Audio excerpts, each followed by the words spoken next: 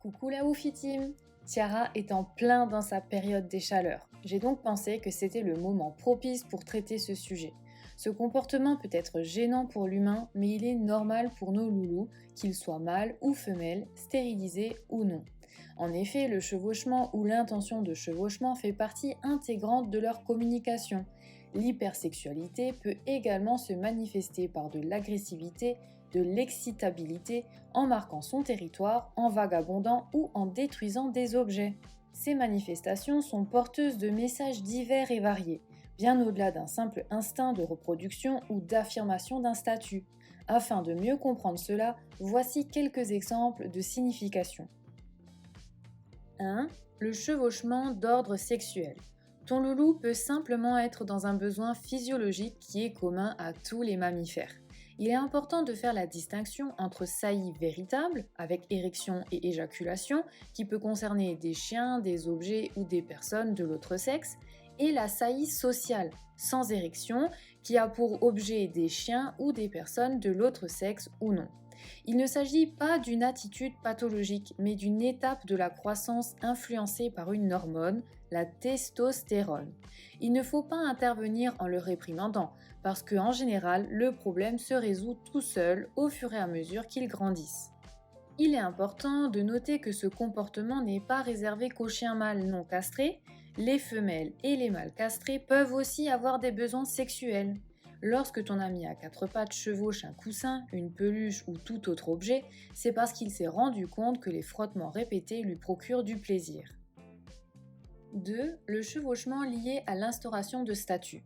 La plupart du temps, le chevauchement n'a rien à voir avec un comportement sexuel. En effet, il s'agit plutôt d'un moyen d'expression sociale qui se caractérise par le fait de mimer l'acte sexuel sans aucune pénétration. Celui-ci permet d'asseoir le statut de leader. Il arrive que le chien, subissant les assauts du chevaucheur, exprime clairement via des mimiques faciales et des grognements son désaccord. C'est ainsi que parfois il en arrive à simuler une bagarre impressionnante, remuante mais rarement grave. Le chien adulte, avec une tendance marquée à la dominance, peut utiliser la saillie comme un moyen pour accroître son autorité sur son maître. Seul le chef de meute monte en public devant les autres chiens. Si ton fidèle ami le fait, il vaut mieux consulter un comportementaliste. 3. Le chevauchement lié au jeu et ou à la demande d'attention. Il arrive très souvent de voir deux mâles ou deux femelles, stérilisés ou non, se chevaucher à tour de rôle. Ainsi, ils manifestent le besoin de se saluer et de jouer. Le chien qui chevauche pour jouer n'insistera pas avec ce comportement et va alterner d'autres façons de jouer ou d'interaction. Par exemple, il peut tourner le dos, se déplacer en position de salut, etc. etc. 4. Le besoin de s'apaiser ou de se rassurer. Le chien adulte monte les objets comme les coussins, les couvertures, les peluches ou les jambes des invités pour défouler la tension accumulée. Par exemple, à l'arrivée d'un inconnu, lorsqu'il ne sait pas s'il va l'accueillir amicalement ou l'agresser. Il s'agit d'une activité dispersée. Lié au besoin de s'apaiser, ce comportement est principalement conduit par un grand nombre de stimulations autour de lui, c'est-à-dire beaucoup de mouvements, beaucoup de bruit. En clair, ton loulou va monter en pression. On le constate par ses poils hérissés, un corps très tendu et des coups de langue sur le museau. 5. L'ennui. En adoptant cette attitude, il peut aussi essayer d'attirer ton attention parce qu'il s'ennuie. Cette situation peut cacher d'autres problèmes qui doivent être pris en considération.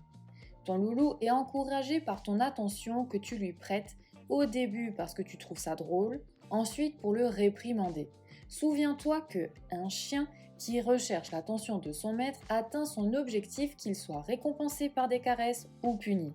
Dans ces cas-là, la meilleure chose à faire est de l'ignorer, et c'est en agissant de la sorte que le problème se résout tout seul.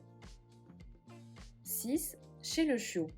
Ce comportement est généralement un comportement fait pour le jeu, lors de stress, d'exploration ou tout simplement pour contrôler un autre congénère afin d'affirmer un statut. Il est rarement d'ordre sexuel. Comment agir dans ces situations ? Tout d'abord, il faut savoir qu'on n'adoptera pas la même attitude avec un chien qui chevauche dans le jeu qu'avec un chien qui chevauche parce qu'il est en manque de dépenses ou encore d'attention. n'intervient que si le comportement est excessif, sans crier, sans t'énerver, bref, sans être en conflit. Ensuite, lorsque tu interviens, fais-le au moment même où il commence à monter un objet ou une personne. Puis emmène-le dans le jardin et fais-le jouer, ou emmène-le se promener. Si cela se produit en forêt ou au parc canin, il est préférable de le rappeler vers toi et au besoin de quitter le lieu. Tu reviendras quand il y aura moins de chiens ou alors quand ses copains habituels seront là. Si cela se produit à la maison, il faut éliminer la cause du stress. Si cela n'est pas possible, tu peux soit rediriger ton chien vers une autre activité apaisante, comme un sabot de veau, ou l'emmener dans une pièce calme qu'il apprécie à chaque fois que cela se produit. Cache les coussins ou les peluches sur lesquels il défoule ses pulsions sexuelles. Lorsque le chien monte les jambes des invités, il faut absolument leur demander d'ignorer ton chien. Il ne faut pas le regarder ni le saluer ou lui parler. Si cela ne suffit pas, il faut l'éloigner lors de l'arrivée d'inconnus ou de personnes qui ont été l'objet de ses attentions sexuelles.